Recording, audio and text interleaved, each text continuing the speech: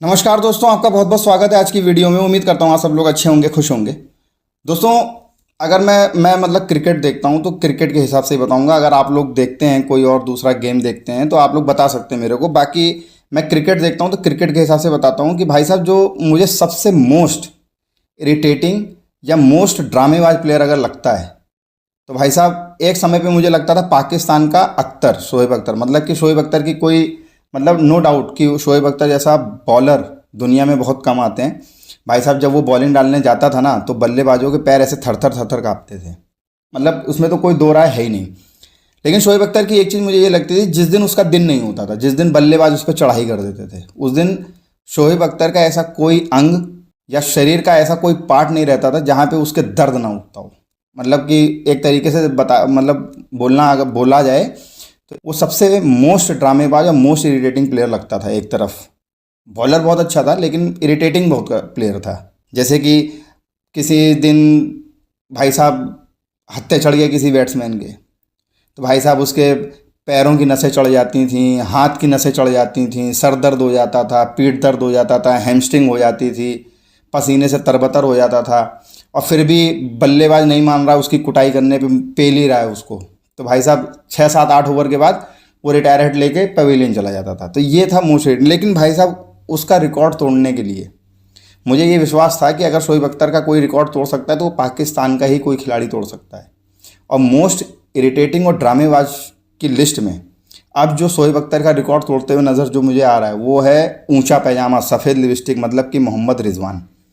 इसके भाई साहब इतने मतलब इस प्लेयर के इतने चुरने काटते हैं, इतने चुरने काटते हैं कि चलो शोएब अख्तर था, जब उसका दिन अच्छा रहता था तो भाई साहब इरिटेट नहीं करता था, ठीक ठाक 10 ओवर डाल के चला जाता था। जब उसका दिन नहीं अच्छा रहता था तब वो इरिटेट। लेकिन भाई साहब, ये मोहम्मद रिजवान है ना, सफ़ेद पैजामा मतलब ऊंचा पैजामा और सफ़ेद लिपस्टिक, भाई साहब इसके तो ये समझ लो कि दिन अच्छा हो खराब हो, इसको हर मैच में कुछ ना कुछ ड्रामेबाजी करनी ज़रूर है। जैसे कि सपोज़ करो कि बॉलर भाई साहब आ रहा बॉलिंग डालते हुए, मतलब दौड़ते हुए आ रहा बॉलिंग डालने के लिए, बड़ी मशक्क़त करके आ रहा है, और भाई साहब गलती से बॉलर का रुमाल गिर गया। अरे भैंस की आँख, रुमाल गिरना छोड़ो, रुमाल गिर गया। अब रिजवान के देखो, अभी पहले सबसे पहले तो इसको तो भाई साहब ग्राउंड में मतलब कि बंदा ना बंदे की जात कोई नहीं दिखना चाहिए, पूरा ग्राउंड इसको खाली चाहिए, ठीक है।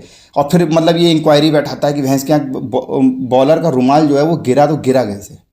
सबसे पहले तो इंक्वायरी ये, वहाँ से अपनी बबरो ठुमके मटकाते हुए चली जाती पवेलियन से। क्यों? क्योंकि बबरो तो आउट होकर चली जाती पवेलियन।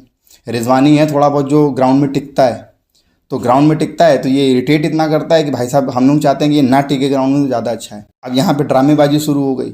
अब वो इंक्वायरी बैठाती है कि भाई साहब पता करो कि बॉलर ने रुमाल क्यों गिरा दिया, है ना। और वहाँ से फिर अपनी बबरो पवेलियन से आ रही ठुमके मटकाते हुए भागते हुए, और फिर बबरो और रिजवान के बीच में कुछ बातचीत होती है, फिर फूका फाकी होती है।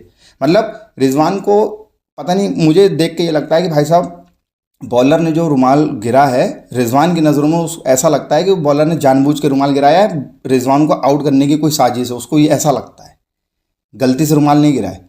ऐसे ही बॉलर आ रहा रनिंग लेते हुए, उसका रनअप है, सीधे भागते हुए आ रहा है, हल्का सा टेढ़ा मेढ़ा हो गया बॉलर, भाई साहब उसमें इसके चुरने काट गए रिजवान के। फिर उसको इंक्वायरी बैठानी, उसको ये देखना है कि भाई साहब ये टेढ़ा मेढ़ा क्यों हुआ, काला जादू तो नहीं है, कुछ काला जादू तो करके नहीं ला रहा बॉलिंग में। इतना है मतलब इरिटेट भाई साहब, मतलब कॉन्सेंट्रेशन नाम की कोई चीज़ ही नहीं है इसके अंदर। इतना मतलब कि इसके अंदर डिस्टर्बेंस है, इतनी डिस्टर्बेंस होती है इसको। और जरी सी कोई चीज़ हो जाए तो सबसे पहले तो इसको पूरा ग्राउंड खाली चाहिए, भैंस की आंख, मतलब कि ना बंदा ना बंदे की जात कोई नहीं होना चाहिए ग्राउंड के अंदर। और फिर आधा घंटा तो इंक्वायरी बैठाएगा। अरे ठीक है यार, तुम खेल रहे हो, कभी किसी दिन हो गया कि तुमको हैमस्ट्रिंग हो गई या नसें तन गई या कुछ हो गया कुछ, ठीक है, समझ में आता है, हर प्लेयर के होता है। लेकिन इस बंदे का तो हर मैच में होता है।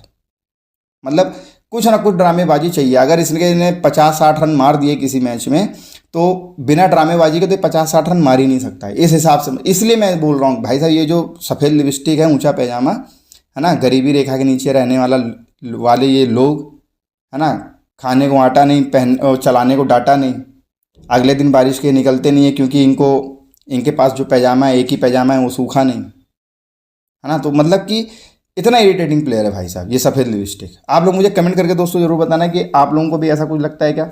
मैं हकीकत बताऊं तो भाई साहब देखो, मैं तो क्रिकेट देखता हूँ सिर्फ, फुटबॉल थोड़ा बहुत देख लेता हूँ, तो फुटबॉल में तो मुझे इतना इरिटेटिंग प्लेयर कोई लगा नहीं। लेकिन क्रिकेट देखता हूँ, क्रिकेट के हिसाब से भाई साहब सबसे पहले मुझे जो मोस्ट इरिटेटिंग और ड्रामेबाज प्लेयर लगा वो था शोएब अख्तर। और उसके बाद मुझे ये पूरी उम्मीद थी कि शोएब अख्तर का अगर कोई रिकॉर्ड तोड़ सकता है ड्रामेबाजी में तो वो पाकिस्तान का ही कोई प्लेयर होगा। और वो मेरी उम्मीद पे खरे उतर गया मोहम्मद रिजवान, ये ऊंचा पैजामा सफ़ेद लिपस्टिक, है ना भाई। बबरों की तो हम लोग मजाक उड़ाते हैं यार, बबरों चलो तो भी ये है कि ड्रामेबाजी नहीं करता है, वो तो सिर्फ घंटे का किंग बना बैठा है। लेकिन ये तो मतलब घंटे का किंग नहीं है तो भी इतनी ड्रामेबाजी, इतनी ड्रामेबाजी, मतलब इसको ऐसा लगता है, मुझे ऐसा लगता है कि मतलब कि अगर इसने 50-60 रन मार दिए तो इसने बहुत बड़ा पहाड़ खोद दिया है ना। अब इसको लाइमलाइट चाहिए फैंस की आगे, अब इसको चाहिए कि अरे न्यूज़ इसकी जो आवाम है, इनकी मुल्क की जो आवाम है, और उसको लगता है कि अब आवाम मेरे बारे में बातचीत करेगी कि अरे रिजवान के तो पैर पैर और हाथ की नस एक के ऊपर एक आ गई, फिर भी रिजवान ने 70 रन मारे, इस तरीके से जिता दिया। मुझे ऐसा लगता है कि वो ये चाहता है। इतना ड्रामेबाज प्लेयर, इतना इरिटेटिंग प्लेयर है। दोस्तों आप लोग मुझे कमेंट करके जरूर बताना कि आप लोग मेरी बात से सहमत हो कि नहीं हो। मुझे ऐसा लगता है इसलिए मैंने बताया, आप लोग मुझे कमेंट करके जरूर बताइए। तब तक के लिए इस वीडियो को यहीं पर समाप्त करते हैं। जय हिंद, जय भारत।